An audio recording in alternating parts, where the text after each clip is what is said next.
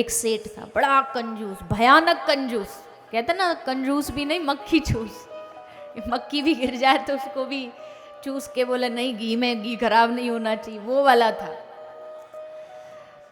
तो उसका सेवक जो था, नौकर, वो उससे बड़ा परेशान रहता, क्योंकि उसको कुछ देता ही ना खाने को दे ना पहनने को दे। तो एक दिन क्या हुआ, पाव भर दूध की सेठ जी ने खीर बनाई। अब पाव भर दूध की खीर बनाई, अब हम खाएं कि नौकर खाए, ये तो दोनों में गड़बड़। तो सेठ ने दिमाग लगाया। सेठ बोला एक काम करते हैं, हम रात को दोनों सो जाते हैं, और रात को जिसको ज्यादा अच्छा सपना आएगा कल वो खीर खाएगा। जिसको ज्यादा बढ़िया सपना आएगा खीर कल उसको मिलेगी। नौकर बोला ठीक है साहब जी। सो गए रात को सोए। अगले दिन जागे तो जाग करके सेठ ने सोचा इतना बढ़िया सपना सुनाऊंगा इसको कि हमको ही खीर खाने को मिलेगी। तो सेठ बोला हमको रात को पता क्या सपना दिखा। नौकर बोला बताइए सेठ जी। बोले सपने में हमको लेने रात को इंद्रदेव पधारे, इंद्र देवता स्वयं पधारे, हमारा हाथ पकड़ा और हमको स्वर्ग लेकर के गए। स्वर्ग में हमको बढ़िया माला पहराई, हमारी खूब स्वागत हुआ, हमारी जय जयकार हो रही थी। अब उसने सोचा इससे बढ़िया सपना क्या भाई, स्वर्ग में जय जयकार हो रही, तुझे क्या दिखा। सेवक बड़ा चतुर था। सेवक बोला सेठ जी हमारे सपने में एक काला सा आदमी आया और डंडा लेकर आया, और डंडा लेके हमको बोला उठ और रसोई में चल।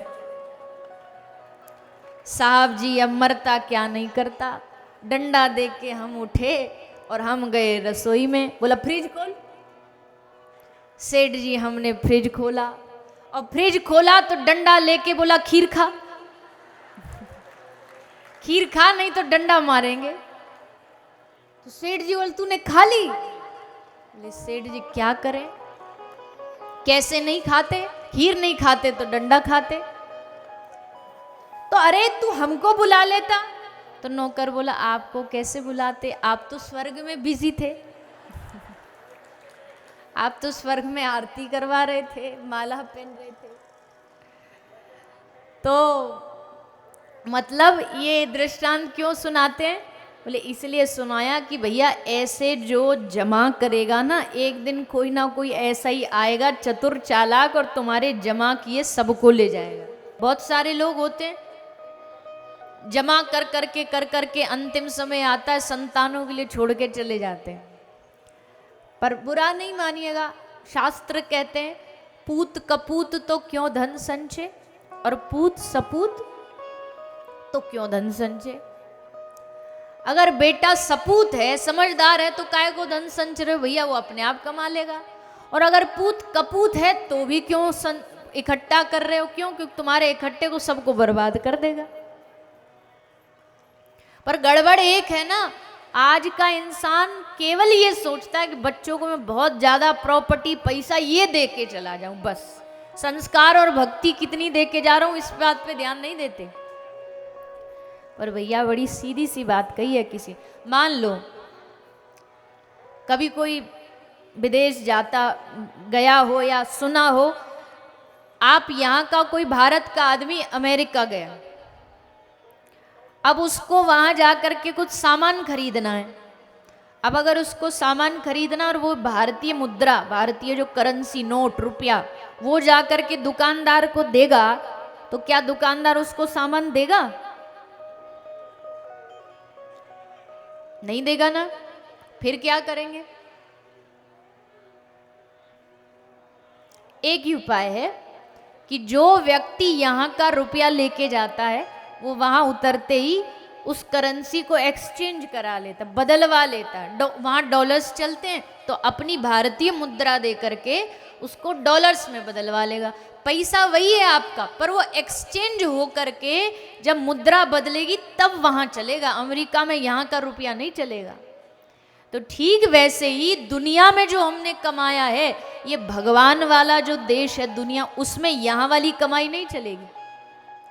फिर यहाँ वाली कमाई कैसे लेके जाएं वहाँ? हम तो चाहते हैं भाई हमने यहाँ जो कमाया वो हम वहाँ चलाएं, एक ही रास्ता है, एक्सचेंज करो, बदलो। कैसे बदलोगे? बोले तुम जितना धन किसी सेवा कार्य में लगा दोगे उतना वहां जाकर के वहां की मुद्रा में तुमको प्राप्त हो जाएगा, जिसको हम पुण्य कहते हैं। तो पुण्य क्या है? पुण्य करते हैं तो इसका मतलब हमारी जो करेंसी, हमारी जो कमाई है वो एक्सचेंज हो रही है। अब पुण्यों की हमारी जो गठरी है वो हमारे संग जाएगी, ये पैसा नहीं जाएगा हमारे साथ, पर जितना आपने पुण्यों में लगा दिया, जितना आपने भगवत कार्य में लगा दिया वो वहां मिल जाएगा जा करके। और जमा करते करते एक दिन कोई ना कोई आएगा लूट के ले जाएगा। एक दिन मोदी जी आएंगे, घोषणा कर देंगे नोट बंद, फिर छुपाते घूमो, जलाते घूमो, क्या कर लोगे? जमा वालों का तो यही हाल होता है ना, फिर देखते रहना, हाथ मलते रह जाना। एक बार अकबर ने बीरबल से पूछा, अकबर और बीरबल की जो चतुरता है जो तो बड़ी प्रसिद्ध है। अकबर ने बीरबल से पूछा कि बीरबल एक बात बताओ, हमारे हथेलियों में बाल क्यों नहीं है? बड़ा अजीब प्रश्न था। तो बीरबल तो महाराज बड़ा बुद्धिमान है, उसने पूछा हमारे हथेलियों में बाल क्यों नहीं है? तो बीरबल ने कहा, जापना आप इतना देते हो, इतना देते हो कि देते देते आपके हाथ के बाल घिस गए। अकबर बोला, अच्छा तो तेरे हाथ में बाल क्यों नहीं है? हथेली में, तेरे हथेली में बाल क्यों नहीं है? तो बीरबल बोला, जहां पना हमारे हथेली में इसलिए नहीं, आपके देते देते घिस गए, हमारे लेते लेते घिस गए। हमने इतना लिया आपसे कि हमारे हथेली के बाल नहीं बचे। अकबर ने कहा, अच्छा तो ये बता, जो ना लेते हैं, जो ना देते हैं, उनके हथेली में बाल क्यों नहीं रहते? तो बीरबल बोला, जहां पना साहब उनके हथेली में इसलिए बाल नहीं रहते, जो ना लेते ना देते वो हाथ मलते रह जाते हैं पश्चाताप में कि जीवन में ना कुछ लिया ना दिया, इसलिए उनकी हथेली में बाल नहीं है। अकबर बोला, वाह वाह, बड़ा चतुर बुद्धिमान है तू। तो कहने का मतलब है हाथ मलते नहीं रह जाना है। हाथ मलते रह जाएंगे तो कुछ भी प्राप्त नहीं होगा। अपने जीवन के अच्छे शुभ चीज़ों को भगवान की सेवा में लगाना चाहिए। जहाँ भगवान की सेवा हो, वृद्धों की सेवा हो, गायों की सेवा हो, दीन दुखियों की सेवा हो, साधु संत वैष्णव भक्तों की सेवा हो, वहाँ तो व्यक्ति को पूरा लुट जाना चाहिए। कुछ भी हो जाए पर सेवा से पीछे नहीं हटना चाहिए। देखो जी, जीवन का उद्देश्य है भक्ति भजन, पर भक्ति तक रास्ता जाता है सेवा से होकर के, क्योंकि बिना सेवा के हृदय में भक्ति भाव पैदा नहीं होता। भक्ति भाव पैदा करने के लिए आवश्यक है कि हमको सेवा के माध्यम से जाना पड़ता है। तो आप सब भाग्यशाली हैं कि आपको यहाँ एक सेवा का केंद्र मिला है। आप, मैंने एक दिन पहले भी कहा था, ये आपके क्षेत्र की प्रतिष्ठा है, आपके गांव की, आपके इस नगर फोर्ट धाम की। भैया जी कल कह रहे थे ना, गांव का नाम बताओ क्या है? नाम नगर फोर्ट नहीं है, गांव का नाम क्या है? बोलिए ना जोर से। हाँ, तो गर्व से कहो ना, सीना चौड़ के कहो कि इसका नगर का नाम है नगर फोर्ट धाम। जहाँ ठाकुर जी बस जाए वही धाम होता है। वृंदावन धाम, बरसाना धाम। तो धाम क्या है? जहाँ संतों का निवास हो, जहाँ भगवान का निवास हो। तो आपके लिए तो खुद स्वयं भगवान चल कर के, जैसे कहते हैं ना, गंगा तक तो तुम नहीं जा सकते, तो गंगा बहती बहती तुम तक आ गई। तो वैसे ही आपके क्षेत्र में, आपके गांव में ये जो भगवत सेवा पहुंची है कि सुंदर मंदिर का निर्माण हो, ये गंगा का चलकर आप तक पहुंचना है। अब इसमें जो नहा लिया, जो स्नान कर लिया, उसका कल्याण है। तो इसके बाद भी नित्य प्रति मंदिर में आकर के सेवा करना, कोई भी सेवा ले लो। जिसने भगवान ने जिसको धन का सामर्थ्य दिया, धन का करो। जिसके पास धन की कमी है तो अपने मन तन से करो। तन से कितना बड़ा सेवा कर सकते हो, आकर के ठाकुर जी के सामने बुहारी लगाओ। हमारे ब्रज में वैष्णव पद्धति में तो सबसे बड़ी सेवा होती है सोहनी सेवा। भगवान के द्वार पर सोहनी लगाते लगाते, झाड़ू लगाते लगाते बस कृष्ण कृष्ण कृष्ण कृष्ण कहते रहो। ये सबसे बड़ी तन से सेवा करो। और अगर किसी का तन भी बोले भैया हमारे तो कमर दर्द है, हमारे घुटनों में दर्द है, तो मन का सहयोग करो, मन से लग जाओ।